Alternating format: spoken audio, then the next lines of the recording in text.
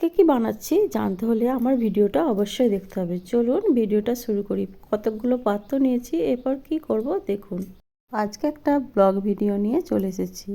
তো দেখুন এখানে 300 গ্রামের মতো মটন নিয়েছি, সেটা আমি পরিষ্কার করে ভালোভাবে ধুয়ে নিচ্ছি। মাংস কিন্তু ভালোভাবে পরিষ্কার করে না ধুলে খেতে বেশ ভালো লাগে না।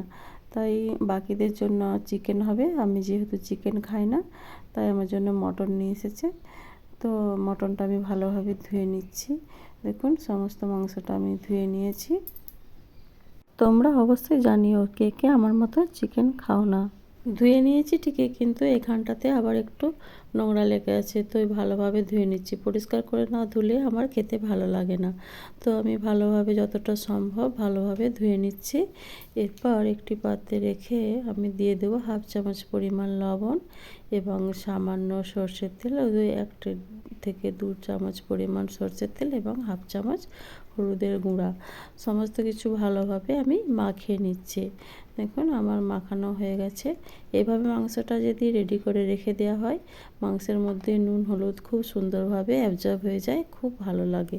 তো এবার একটি পাত্রে আমি সমস্ত কিছু নিয়ে নিয়েছি এবং অনেকগুলো জায়গা নিয়ে নিয়েছি, সব কিছু নিয়ে নিয়েছি। এবার কেটে নেব। দেখুন আদা, টমেটো, পেঁয়াজ, আলু, রসুন সমস্ত কিছুই আমি নিয়েছি যা যে মাংসের জন্য প্রয়োজন। তো আমি একে একে সমস্ত কিছু কেটে নিয়েছি। দেখুন রসুন ছাড়িয়ে নিয়েছি, আদা ছাড়িয়ে নিয়েছি, আর এখানে দেখুন আমি কিছু পটলকে কেটে নিয়েছি। আমার একটা কাকিমা, উনি মাংস খান না, তার জন্য কিছু পটল ভাজি হবে এবং মাছের ঝোল হবে। অবশ্যই এটা আমি দেখাচ্ছি না। এরপর দেখুন একটা পাত্রে আমি সর্ষের তেল নিয়ে একটা লঙ্কা, গরম মশলা, তেজপাতা, চিনি দিয়ে ভালোভাবে নেড়ে নিয়ে এরপর পেঁয়াজগুলো কুচিয়ে রেখেছিলাম সেই পেঁয়াজটা আমি দিয়ে, আর 1 পিস আলু, যেহেতু আমি আলু বেশি খাই না তাই 1 পিস আলু দিলাম। আবার মাংসের ঝোলে আলু না হলেও ভালো লাগে না, তাই 1 পিস দিয়েছি। দেখুন ভালোভাবে পেঁয়াজটা যাতে ভাজা হয়ে যায় তার জন্য দিয়ে দেবো 1/2 চামচ পরিমাণ লবণ। যেহেতু আগে 1/2 চামচ পরিমাণ লবণ দিয়েছিলাম তাই এখন 1/2 চামচ পরিমাণ লবণ দিলাম। এবার রসুন দিয়ে দিলাম। রসুনটা আমি আগে ছাড়িয়েছিলাম, তারপর একটু থেতো করে নিয়েছি। এরপর দেব টমেটো কুচি, এখানে 1/2 টমেটো নিয়েছি, দিয়ে এবার সমস্ত কিছু ভালোভাবে ভেজে নিতে হবে। এরপর আমি একটি বাটিতে 2 চামচ পরিমাণ আদার পেস্ট নিয়েছি, সাথে দিলাম হলুদ এবং লঙ্কার গুঁড়ো এবং জিরে বাটা। জিরেটা আমি গুঁড়িয়ে দিই, আমাদের গুঁড়ানোর সময় হয় না বলে একটু বেটে নিয়েছিলাম, দিয়ে এটা দিয়ে দিলাম। আসলে জিরে গুঁড়া করতে গেলে একটু টাইম লাগে, তো এবার মশলাটা আমি রেডি করেছি দিয়ে দিলাম সেই পেঁয়াজ ভাজার সাথে, দিয়ে সামান্য একটু জলও দিয়ে দিলাম। দিয়ে এরপর মশলাটাকে কষানোর পালা। মশলা কিন্তু কষানো যেমন হবে মাংস কিন্তু সেইভাবে টেস্টফুল হবে।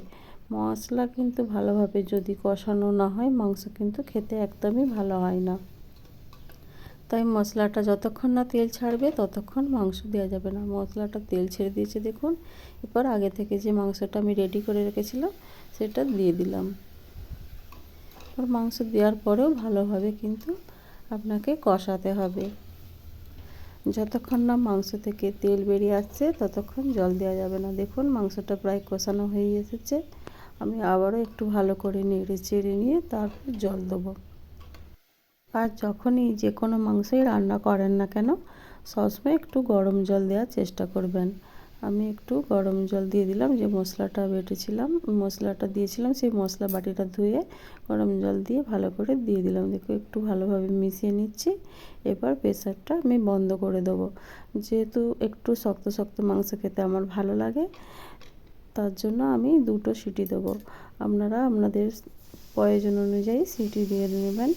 দেখুন এইদিকে মাটির উনুনে চিকেন রান্না হচ্ছে, এইদিকে মাটির উনানে কাঠের জাল দিয়ে একটু চিকেন রান্না করছে আমার দেওর। সবাই হয়তো ভাববে যে ওইটুখানি মটন রান্না হলো, না সবার জন্য চিকেন হচ্ছে। সবাই মটন পছন্দ করে না, চিকেনটাই হচ্ছে ওদের জন্য।